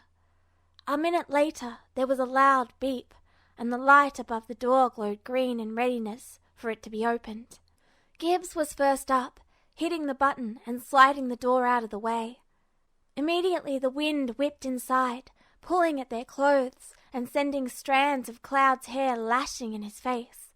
Edge edged towards the door, stepping too far back and pointingly looking in the other direction from the long drop. "Commencing soldier drop in 3, 2, 1. Have fun, boys," the pilot called back. "Fuck you too, Charles," Edge snarled as Gibbs made the jump. "I'm telling your girl why you really can't make that date Friday night." Rolling his eyes, Cloud shoved Edge out and winced at the surprisingly high-pitched scream that came floating back. With one last droll glance at the pilot, who appeared to have doubled up laughing over his controls, Cloud stepped out into the air, letting gravity pull him towards the ground. He saw Gibbs and Edge land a few seconds before he hit himself, rolling to soften the blow that would have crippled or killed a normal person. Hooray for soldiers! Once he'd straightened up, Cloud watched as the helicopter putted away, only turning to his companions once the sound had faded to a faint hum. Edge was sitting with his forearms resting on his knees, his head bowed between them as he recovered from his recent ordeal. He'd taken his helmet off again, and it rested by his hip. Next to him, Gibbs was thumbing through his phone. "I no longer regret that I'm going to make you do all the work on the mission, you ass," Edge muttered darkly, raising his head enough to give Cloud a baleful glare. "You have to get over it eventually," Gibbs said idly. He flipped his phone shut and reached a hand down to help heave Edge up. "Besides, it's your own fault for picking this mission, isn't it? Did you look at the description at all, or just pick the first one you came across? And you need to get over your face," Edge griped, swatting the hand away and shoving himself up. He scooped his helmet up and shoved it back on with a graceless grunt. "Saw much? How old are you? Jeez, Cloud, why do I put up with this guy anyway?" Gibbs asked sardonically, jabbing his thumb at the other soldier. "Stupidity, probably," Cloud said. Gibbs barked out a laugh, not denying it. "What are the details?" he continued in an attempt to interrupt the bickering. While Edge continued to sulk, Gibbs huffed a sigh. "A number of cactuar have cropped up in the area. They want us to have a look around and take them out if possible, since this is a pretty vital route between Fort Condor, Junon and the mines. There's some nonsense about an escaped pet cactor of an exec, with stolen paperwork too, but I think one of the dispatchers was having a laugh. Cloud wrinkled his nose, a frown pulling at his mouth. Who would have a pet cactor? Yeah, that's why I figured it's just someone pulling our leg, Gibbs said glibly. Still, an infestation of the critters isn't all that fun to deal with. Good luck with it, right? He finished by giving Cloud a cheeky grin and thumbs up. And I expect you two are planning on waiting here? Cloud retorted dryly. And miss out on you getting turned into a pincushion? Edge cried out, hands on his hips in mock outrage. Nah, Strife. We'll be your cheerleaders as you show us what a soldier second can do. The emphasis on the title made Cloud cringe at the memory. Gibbs elbowed Edge sharply. Cloud ignored that, as well as the contrite look Edge shot him. Instead, he turned and took stock of their surroundings again. They were somewhere between Junon and Fort Condor, and the road between the two settlements lay to the west. It was unlikely the cactor would congregate anywhere near human habitation. They were more the type to immobilize their enemies with their needle attack and run away. Choosing a direction to the east, and a bit north where he'd seen cactor signs, he gestured prematurely. That way. With a nod, Gibbs hooked his thumbs under the strap of his harness and pulled it to adjust it. Lead on then. We've got gardening to do. Starting off at a ground-covering trot, Cloud wondered out loud. How would a cacti steal paperwork anyway? Roll on it, Edge suggested dryly. It'd get stuck in their needles. A thought occurred to Cloud, and he pulled his phone out, thumbing his contacts and typing out a quick message. Rumours of an executive with a cactor, missing paperwork? He kept his phone tucked into his palm as he waited for an answer, sure it would come soon. Sure enough, a minute later his phone beeped, and he checked the response quietly. The first bit is true, but the second is probably a cover-up. The cactor did take off, though. Not that I blame it. Cloud gave his phone a faint grin. As fast as the response had been, it seemed like Kunzel hadn't even batted an eyelash at the strange questions. Tucking his phone away, he glanced sideways at Gibbs's expectant look. Pet's legit, he offered with a half shrug. No shit, Edge said. Well, I guess there's no stranger than a pet chocobo. A chocobo isn't a strange pet, Gibbs countered. It is when you consider its owner. Snorting softly, Gibbs waved a hand in irritation. Because if the papers are a decoy, then we're already going to fail half this mission. Seriously, Edge, you need to pick better jobs for us, or we're going to be mucking up after monsters forever. Yeah, whatever. What do you remember about fighting cactor? Pretty sure the guy who trained me said, don't do it. Why are they here? Cloud interrupted, frowning as they passed the decomposing body of an unfortunate Zemzalet, pinned to the ground by so many needles, the body was hardly visible. Had that all come from a single cactor? What? Edge asked, confused. Slowing to a stop, Cloud gestured at a pair of kappa wires that had met the same fate. Cactors don't usually use their needle attack much, and they aren't native to this continent. So why are they here? Gibbs scratched at the back of his head, tilting his helmet down to do so. Dunno. Does it matter? I suppose that's why we were sent to clean them up, though. They're causing a lot of trouble around here. Gibbs paused a moment to pull his helmet off completely, then focused a knowing look on him and said, Speaking of trouble, it sounds like you're in a lot of it. It wasn't a question, but a statement. Cloud turned on his heel to face them fully, eyebrows raised in surprise at the bluntness. Edge stripped off his helmet with a snort of laughter, clacking it lightly against Gibbs's with a satisfied grin. Nice, Richards. You scared an actual emotion out of him. Gibbs gave his partner a returning grin, before the expression melted off his face into a more serious countenance. Seriously though, Cloud, what's up? We're in the middle of nowhere, so you don't have to worry about... He waved one hand vaguely in the air. other parties or whatever it is people like you stress over. What makes you think? Cloud said, crossing his arms, amused at the sense of déjà vu he was getting. I'm in some sort of trouble. You've had Turks snipping around you for ages, kid, Edge said, waving a hand to indicate the area around them. Secret training with Zack that apparently requires going in at night. What is it? You being specially groomed to be a first? He reached over and gave Cloud's second-class shirt a tug. 'Cause I gotta say, purple looks awful on you. Connolly and Kunzel are in on it too somehow, Gibbs offered. Edge grimaced at his partner, sounding offended as he demanded, Why didn't you tell me? Never mind, Gibbs said negligently. The point is, Connolly got my number from you, Cloud, and Connolly asked me for Kunzel's number. That's weird enough. But why didn't he just ask you in the first place? Unless it was about Cloud.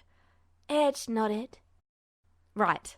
I'd like to think we can trust the kid. But if he's going around behind your back, Cloud, you might want to take care. No, Cloud said immediately. Connolly came to me a couple of days ago. He chewed the inside of his cheek as he stared distractedly into space. From the sound of it, those were only reasons they had cemented their suspicions, not caused them. Still, how long had they known about the Turks? Kunzel wouldn't have spread any rumours about that, so perhaps they were referring to Reno and Rude's appearance during his promotion, or Katana's sparring session. And how had they found out about his and Zack's night training?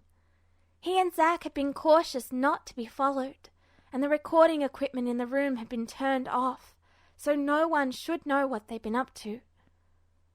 Not, he realized, that it would have been difficult to infer as much as Edge had said. He and Zack would come back from their training against the simulation of Sephiroth, scuffed and weary. So unless they'd been on assignment, which anyone could check the system to see, the only reasonable explanation was training. We thought we were so clever, huh, Zack? After a few moments of silence, Edge rolled his eyes and stepped forward, knocking his knuckles against Cloud's forehead to draw his attention. Good to hear. Don't tell me after all that's all you're going to say. He shifted his grip to ruffle Cloud's hair harshly until Cloud batted him away in irritation. If it's so obvious, Cloud said, heaving a quiet sigh as he pinched the bridge of his nose, then why has no one done anything about it? Why hadn't the Turks acted on their suspicions? Why hadn't Shinra executives, Heidegger or Lazard when he'd been around, why hadn't they acted against him and Zack, more than banishing Zack for an indefinite amount of time? Why hadn't Sephiroth done anything?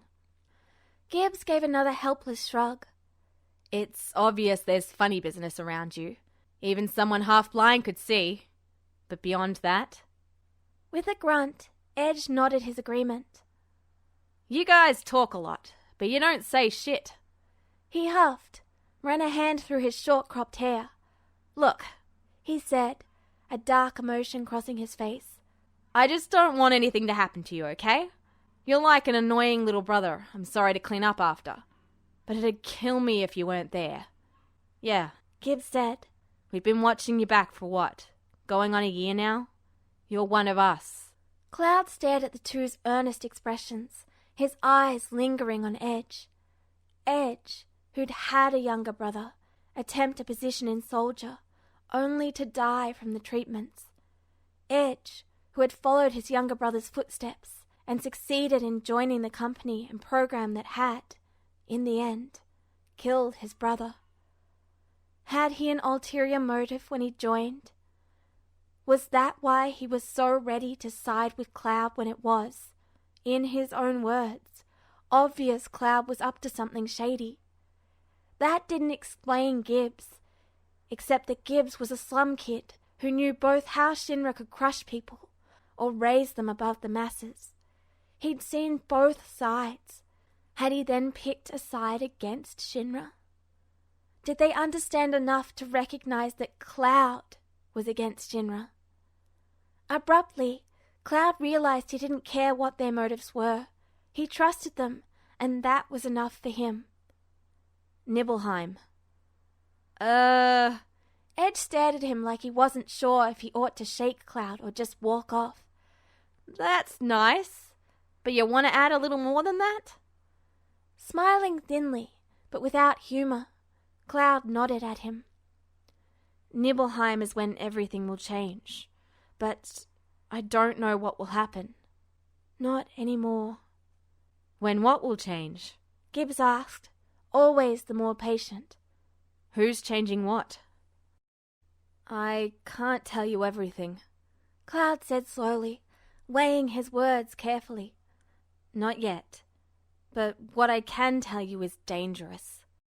Gibbs and Edge exchanged a look, Gibbs frowning deeply as Edge gave a half shrug with one shoulder. Sighing, Gibbs ran a hand across his face, looking suddenly tired.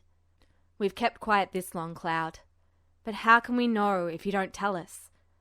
We're saying we want you to tell us, so it's up to you if you trust us. Gibbs didn't have the same restraint. What's going to happen in Nibelheim? He demanded, ignoring it when Gibbs elbowed him harshly in the side. Nibelheim was... It was the goal, wasn't it? It was the turning point that had been the starting place of Sephiroth's downward spiral. Except that wasn't the truth. There had been so much happening before Nibelheim that Cloud hadn't been aware of, hadn't remembered. Sephiroth had been alone and isolated after his close companions. Cloud hesitated to call them friends, because would Sephiroth have made that distinction? Was he capable of it? Had died. Sephiroth had been shaken, that day of their death's anniversary, but Cloud had been there to rile his emotions, to cause him to slip from his iron control. Were Cloud's efforts derailing that spiral, or were they pushing Sephiroth further into madness? Cloud looked down at his hands, feeling a wave of helpless uncertainty wash over him. What was going to happen in Nibelheim? Maybe I'll die, he murmured quietly, finally voicing the possibility that had been plaguing him. Maybe it wasn't enough. Maybe he wasn't good enough. Or maybe the price of everyone else's happiness meant that he couldn't be a part of it. But he had to try. If he could save his precious people, it would be worth any price. None of that talk, Edge hissed. Edge, shut it. Gibbs looked at Cloud for a long moment.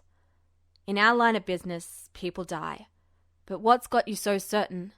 It's Sephiroth, isn't it? Edge spat. Who else could it be? The man's more powerful than anyone else, except you. Gibbs finished, cutting Edge off the way his partner had cut him off. A thick silence stretched between them, the two soldiers looking at him hopefully, wanting him to refute the claim, and Cloud standing, unable to do so. Finally, Gibbs gave a sort of full-body shudder, looking spooked as he ran his free hand along his upper arm, as if to ward off a chill. Well, he said, voice forcefully light. You're the one who wanted to push for answers. Didn't think I'd actually get 'em.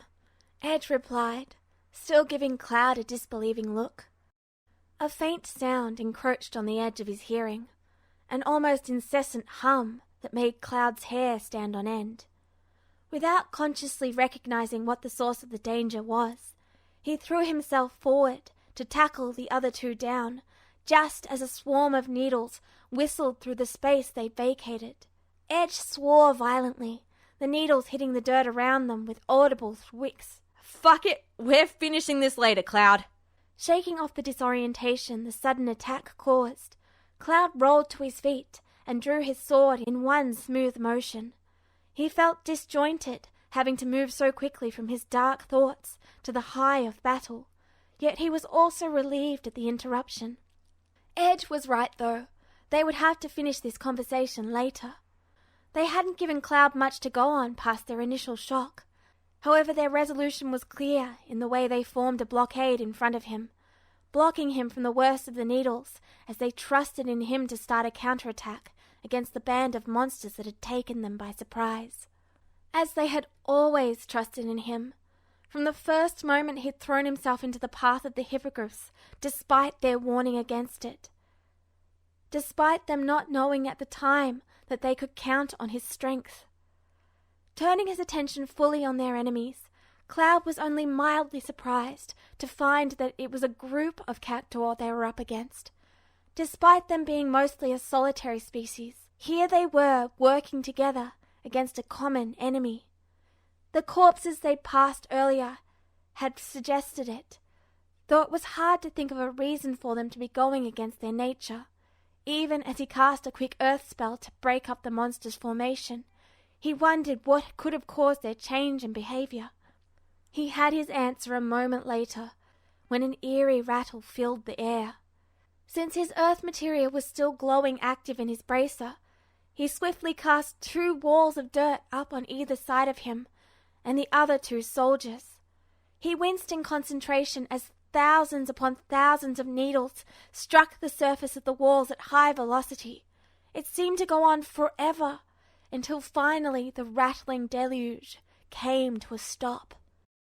Some of the needles had managed to pierce the earth part way, though none had made it all the way through. Cloud released the spells with a little gasp of relief, lifting his sword from where the point had been resting in the dirt, as Gibbs and Edge pushed back close to him. As the earth walls crumbled, 2 much larger cactuar specimens were revealed, of a size and shape that Cloud had never seen before. Cactars, he would later discover. They seemed to be directing the attacks of the cactuars. Even as he turned his attention to the larger threat, movement at the corner of his vision caught his attention.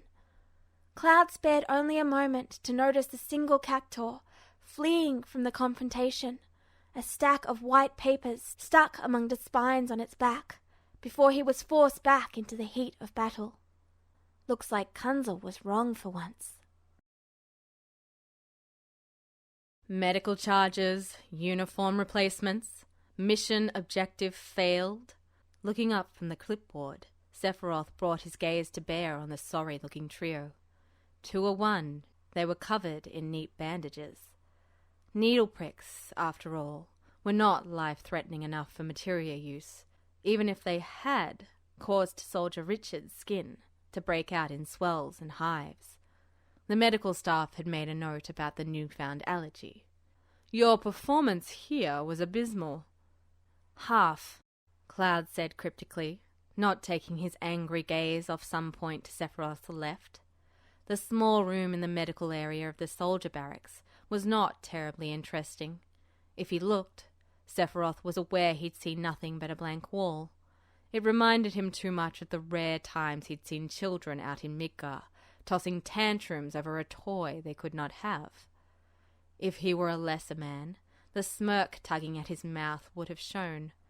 As it was, he kept his expression blank, smooth, businesslike.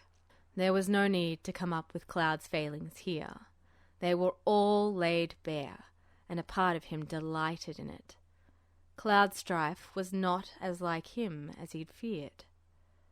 "The important half," Sephiroth retorted smoothly. They had managed to kill the infestation of cactuars, as well as the 2 cactars, but the one toting around sensitive Shinra paperwork had escaped. He finally allowed the corners of his mouth to tilt upward as the 2/3 winced. The small twitch from Cloud only added to the, dare he say it, amusement. "Soldier Richards, it has been requested that you remain in Medbay until they ascertain your allergy will cause no issues." He slid a glance over the other 2. "The 2 of you are dismissed." Turning, Sephiroth made to leave himself, then paused. "And Cloud," he drawled, glancing back.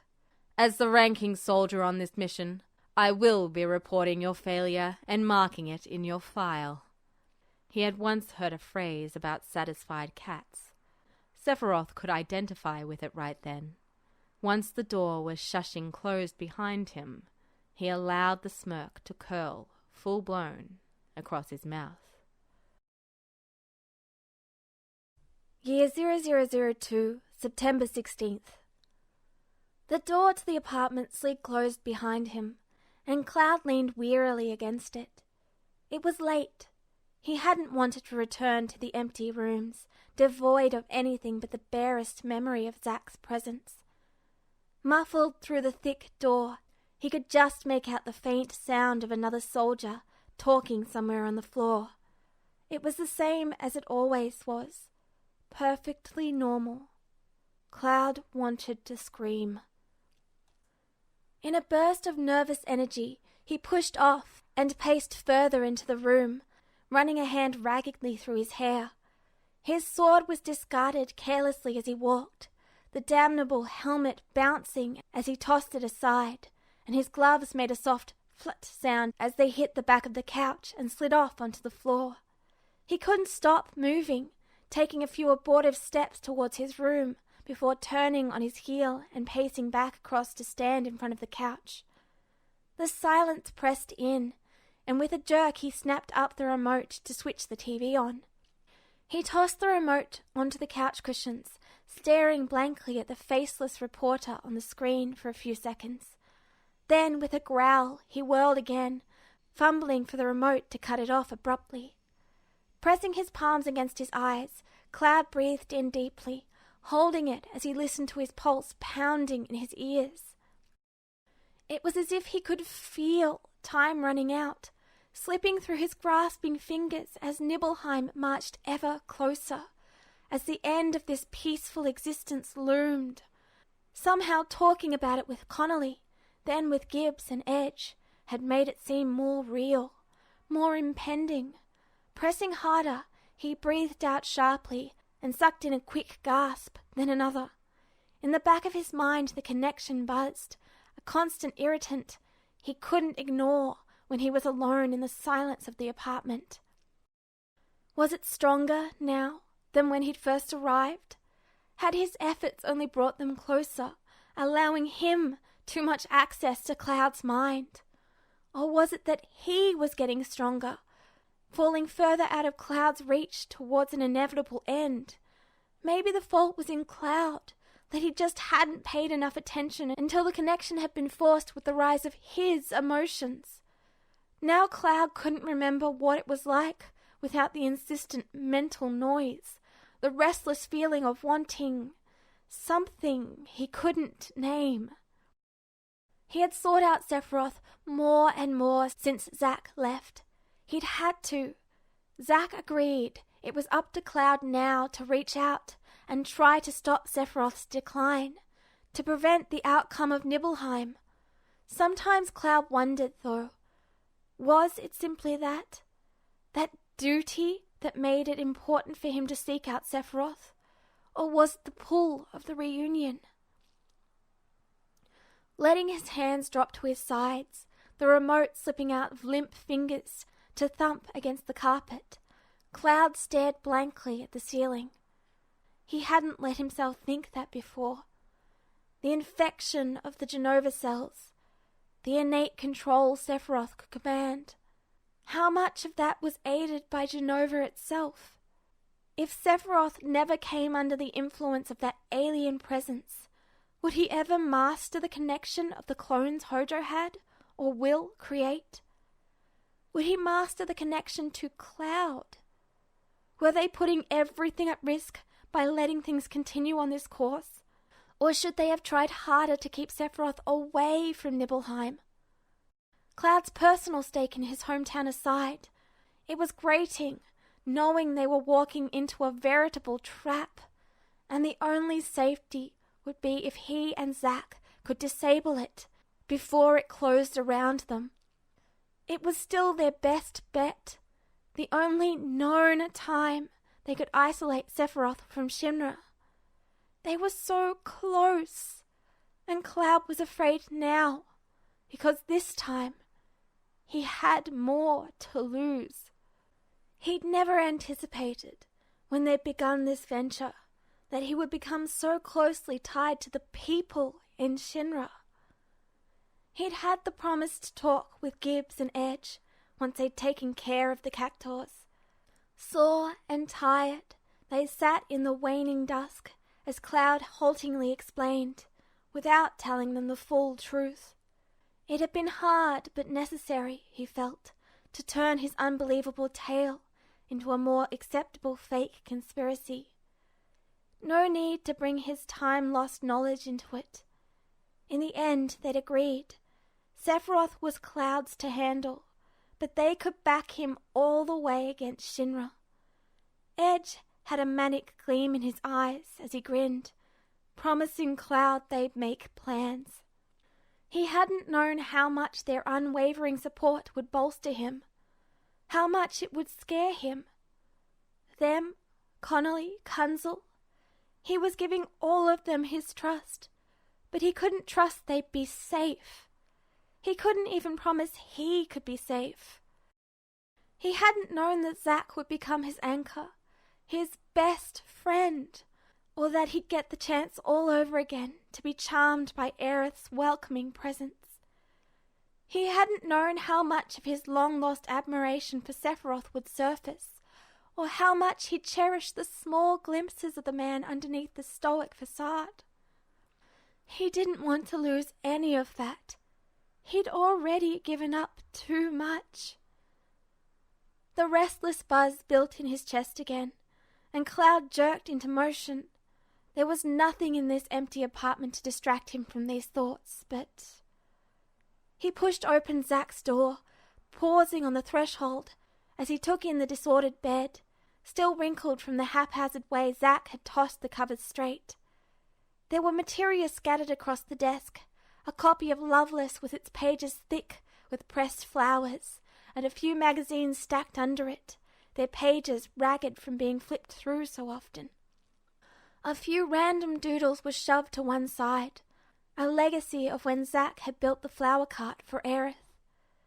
There were rags and polishing cloths, well used thanks to Zack's attentive care for Buster Sword. Zack's presence was everywhere in here, and Cloud felt the tight panic in his chest loosen a little. It wasn't the same, but here Cloud felt a little less adrift, a little less alone. Releasing the doorknob, he stepped further into the room, his quiet shuffle disturbing the silence.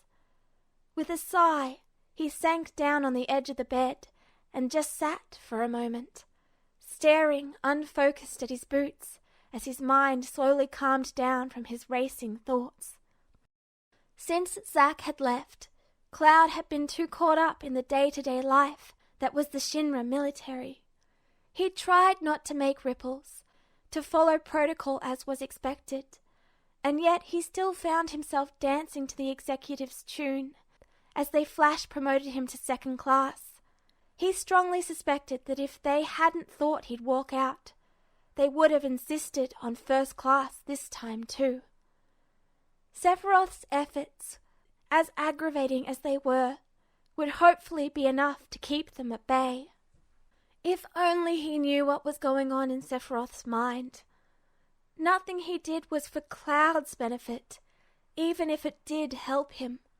But why he was going so far was still a mystery.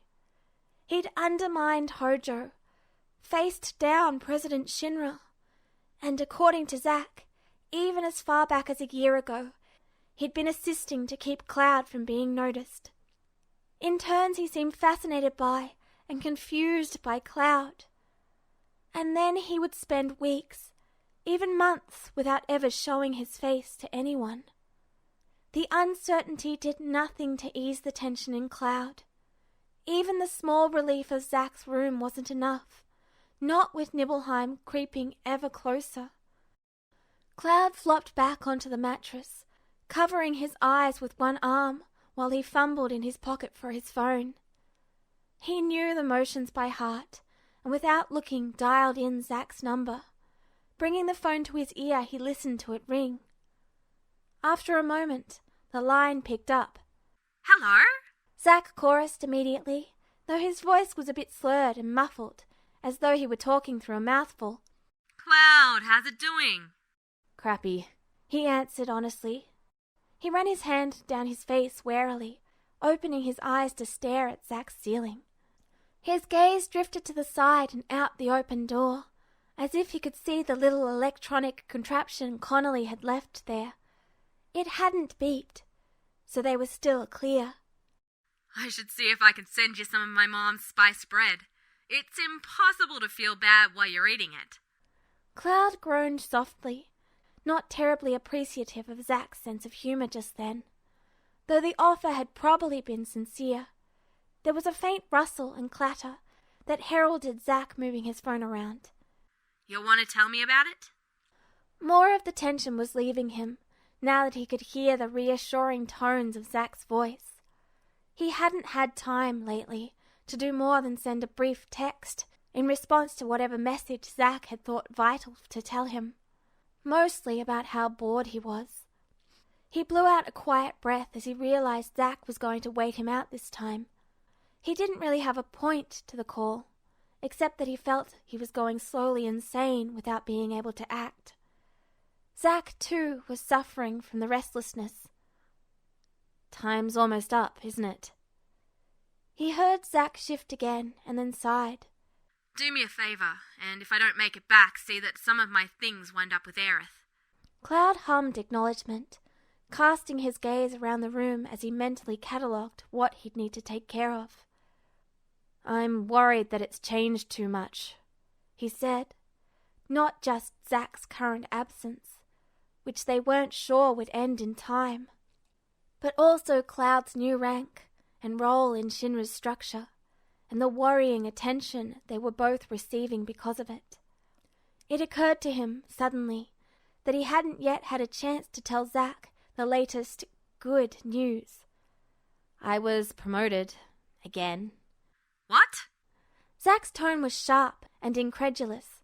You're kidding. Can they even do that? Apparently, Cloud said bitterly. Hojo also wants to get a hold of me. Sephiroth has been frustrating him. And warning Cloud ahead of time about the promotion. Much like Zach had, but with far less grace behind the action. Then there was Sephiroth's odd look from the other night. Cloud hadn't been able to read anything in that intense glare, and it worried him far more than whatever political games were afoot. Zach groaned, and Cloud heard a faint thump. He suspected Zach had just hit his head on something. I wish I was there to help. This sucks. It really did. Do you know... Have you heard when you can come back? How long could the forced vacation go?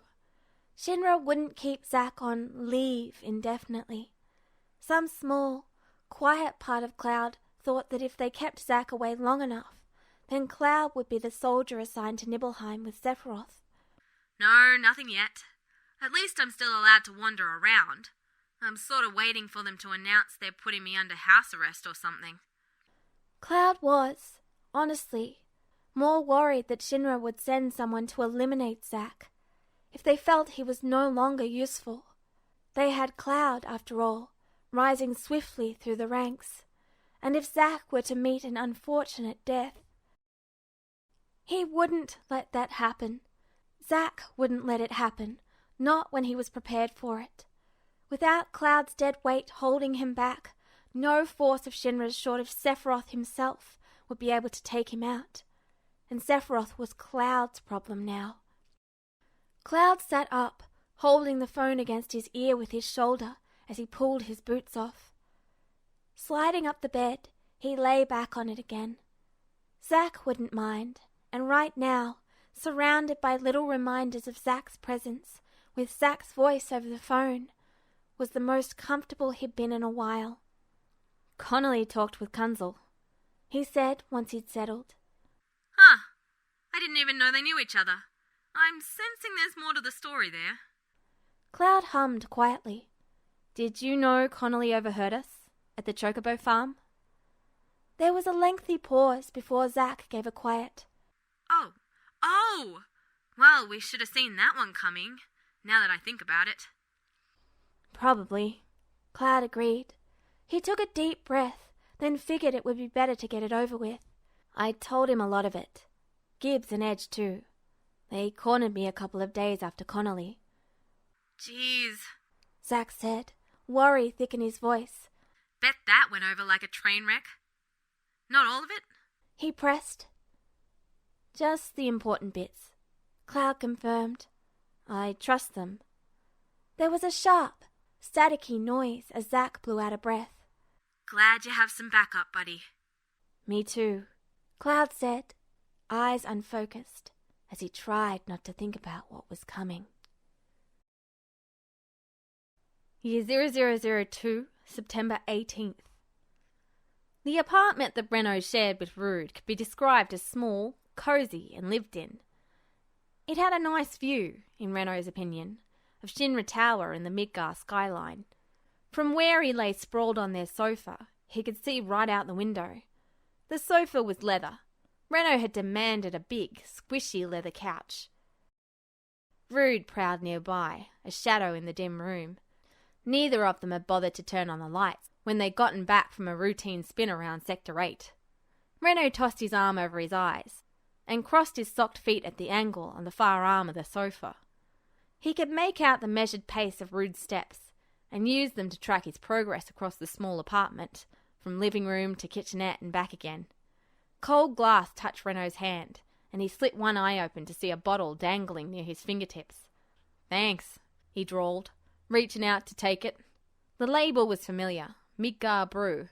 Not as good as some, but it was alcohol. Renault fished in his pocket for his keyring with a bottle opener and popped the cap off. Rude dropped into the armchair and put his feet up on the low coffee table. "Still no news?" "On what?" "Any of it." There was a lot going down, a lot to keep track of, and with Singh heading out and Beld already off somewhere, that left Renault more or less in charge. The power would be nice if it didn't mean so much work. "Not on my end," Rude said. "You?" Renault rolled his shoulder idly, head lolling back against the couch's arm. "Singh and Shotgun went to check out the reactor." "No report yet?" Rude asked. Renault sat up enough that he wouldn't spill all over himself like a slavering idiot, and took a swig from the bottle. "They say no news is good news, yeah?" "Not when you're a Turk." "Yeah." Information was their game, after all. If they didn't know what was going on, it was bad, real bad. It gave Renault a bad feeling. "You think it's trouble?" Rude's silence stretched on for a long time, and Renault chased condensation along the mellow brown of his bottle. Finally Rude rumbled, "Could be," which meant most likely and isn't it always? That was the truth of it, though. One way or another they were in for some trouble. They'd mitigate it where they could, and put it down hard when it showed its smug face just like they always did. The big question was where it would come from and what shape it would take. "So, Nibelheim, huh?" Renault mused. "I don't envy those two having to head up to those mountains at this time of year." "Cisne's got it better." That made Renault laugh, sharp and barking. "You mean laying around on the beach, watching all the half-naked tourists having a good time?" Looking over at Rude, Renault saw him tilt his head. What little light in the room glanced off the plastic lenses of his shades. "Yeah, and she gets to watch Zack." Renault grinned up at that pronouncement. Zack Fair was an easy enough target for observation. The soldier wouldn't have known stealth if it bit him on the arse. "And then there's us," Renault said mournfully. "Stuck here in Midgar. On one hand, no frigid mountain. On the other, no sunny beach, babes and Costa del Sol booze." Out of the corner of his eye, Renault saw Rude give a "what can you do" kind of shrug. "Well, at least we get the latest gossip fresh off the rumour mill," he drawled. Rude's silence was obviously a plea for Renault to continue, so he did. "Latest and greatest is our oh-so-unflappable general is worried about the rising upstart," Renault said, smirking at the thought of Sephiroth beating down Strife's ego a bit. Rude gave him a look that screamed disbelief, as much as his sunglasses could, at least. "Of course, there's other rumours that he's mentoring the little shit, but I doubt it. I took a gander at some of those reports, and man, no one does petty like Sephiroth, let me tell you. Oh, Renault had read every single one of those reports. It was like his birthday, gifts and all. Recrossing his ankles, Renault took another swig of his brew and closed his eyes. He was about ready to just turn in at this point. Who knew hanging around the control room and fielding reports was so tiring? At least he'd had Rude to help him, and to bring him a cup of joe every few hours. "Turn on the TV, would you?" Rude gave a sound of acknowledgement, but didn't move, and Renault wasn't terribly surprised. Rare was the day that Rude would give in to a demand like that. The silence dragged on, only disturbed by the sound of Renault's exaggerated moans of weariness and faint slosh of booze in their bottles. It was broken by the shrill tone of Renault's phone ringing. With a real groan this time, he yanked the thing out. Flipping the phone open, he lazily slotted it between his ear and shoulder. "Yo, what do you want?" "I was supposed to have a meeting with Tseng to make my report, but I've heard he's left." Renault swore, and at Rude's look mouthed Katana. "Yeah, he's on a special assignment right now. Can't this wait until tomorrow?" "Only if I can give my report in Wutai. I'm being assigned there for a short-term mission." With a groan, Renault rolled over and pulled his phone from his ear. A few button presses switched it to speaker, and he held his hand out to Rude. While Rude twisted, turned, and finally got up in his search to get a pen and paper, Renault asked, "Okay, fine. What's this about?" There was a long pause, and Renault set the phone down on the table. "Over the phone?" "It's safe," Renault sniped. "Who would tap our phones but us?" Rude dropped the pad of paper and pencil into Renault's hands. "If you're that bothered, then come over," he drawled. "No skin off my no—" A knock on the door interrupted him, and Renault swung his head around towards it. "That son of a bitch, Renault," Rude said flatly, striding towards the door. It swung open as Renault's phone clicked with the sound of the other person hanging up. Standing in the hallway, Katana pushed his glasses up and smiled winsomely. "I thought if Tseng was absent, you two would be the next best stake out." "Cute," Renault groused, swinging his legs off the couch and sitting up. "Get in here." Katana strode into the room, his sheathed sword clutched under one arm, like some men carried briefcases. Renault liked that about his fellow Turks. They knew how to make casual look menacing. He was a master of the art himself. The door clicked shut, dipping the room back into the near blackness again. By the door, Renault could see Rude put his back to it. The green glow of Midgar filtering in past the blinds tinted his shades, and Renault gave him a brief thumbs up before slouching back into the sofa. Fishing in an interior pocket of his coat, Renault pulled out a pack of cigarettes. If they were going to be talking about his least favourite mystery, he was going to indulge in all of his vices. "You'd think you would be happier, Renault," Katana murmured. His tone was good-natured as he slipped over to the window and peered out at the cityscape beyond. Renault put a cig between his lips, fished out his lighter, and cupped his hand around the two to light it. Rather than rising to the bait, Renault asked, "What do you got?" Katana's glasses flashed as he looked over his shoulder at Renault. "A variety of things. Very, very interesting things." Renault took a drag from his cig, puffed out the smoke, then reached for his bottle of booze. "Yeah? Do tell." He ignored the noise Rude made. The guy never did like it when he got all snide and pissy to their co-workers. He'd get over it. It wasn't like Katana cared, anyway. He knows an unsettling amount about how Sephiroth fights. Slanting a look towards Katana through the smoke haze, Renault snorted. "We know they've been having a go at each other like bosom buddies." "He knows how you fight as well." "Not as well, but he obviously does." That shut Renault up, and he narrowed his eyes at Katana when he turned to face him. Katana reclined against the side of the window. One suit arm limned in blue-green light. Renault shoved his cig back between his lips. "He learns. Fast." "So, we have a savant," Renault grumbled round his cig, turning the bottle between his palms. "Big deal. Shinra's got more of those than we know what to do with." "It's more than that." Katana slid his glasses off, polishing the lenses on the edge of his suit cuff. He shouldn't know what he does. He shouldn't be as good as he is. Renault gnawed on the butt of his cig as he listened, then transferred it to his fingers to take a swig of his booze. By all accounts, Cloud Strife is, at best, taught haphazardly. At worst, self-taught and clumsily so. Yet, somehow, he still manages to perform beautifully at swordsmanship. He is a sight to behold. "Keep it PG," Renault groused. "You been spying on him? Bugged the training room?" "No," Katana said demurely. "Sadly, I can't say I'm the one to win that pool." "Pity," Renault snorted.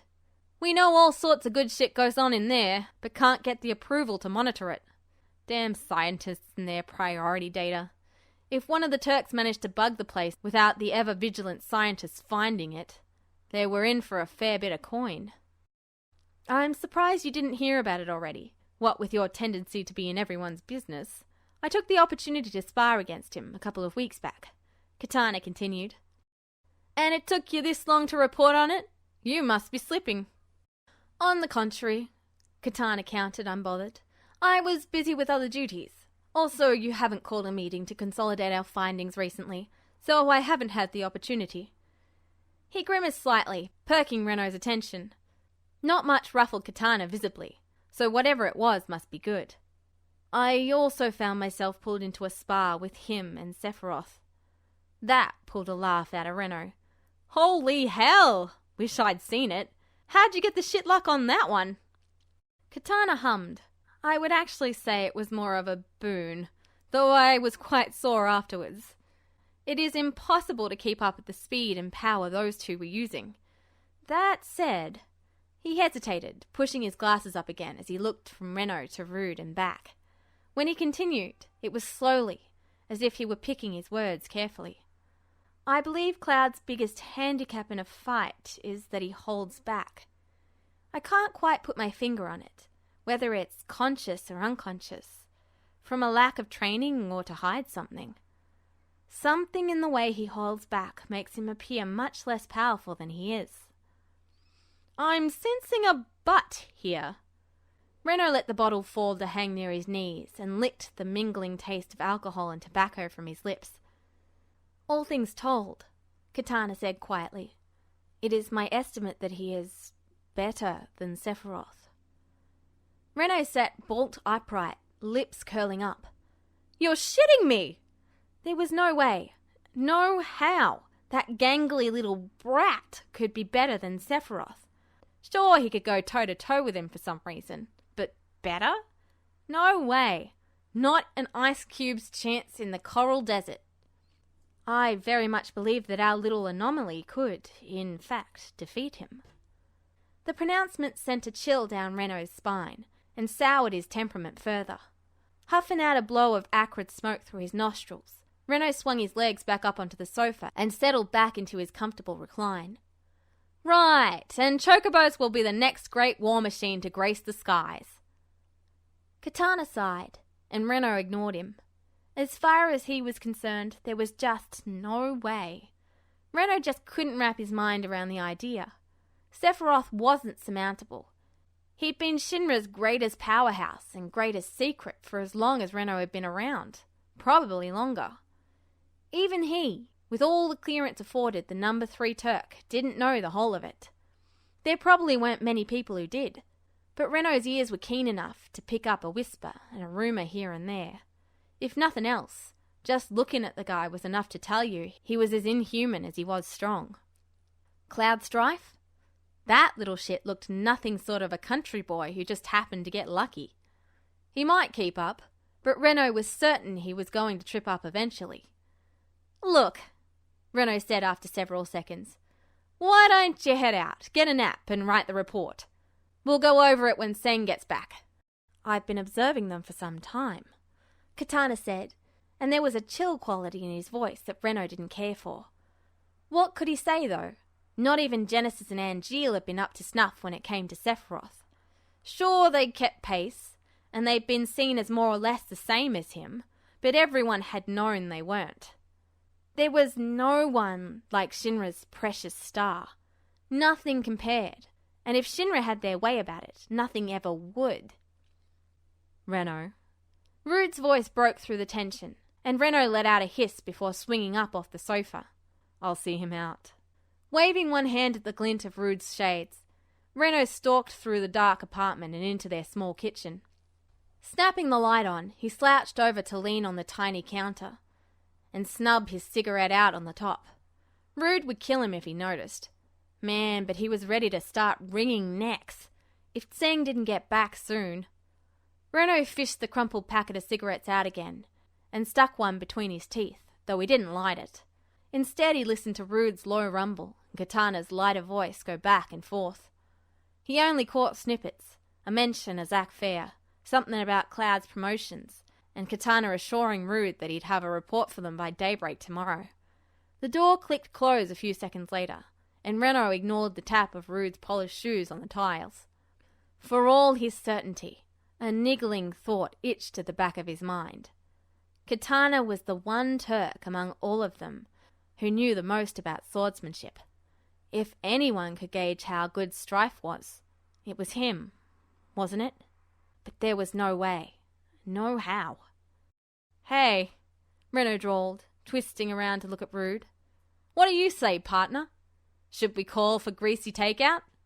Rude held up the phone clasped loosely in his hand. Already on it.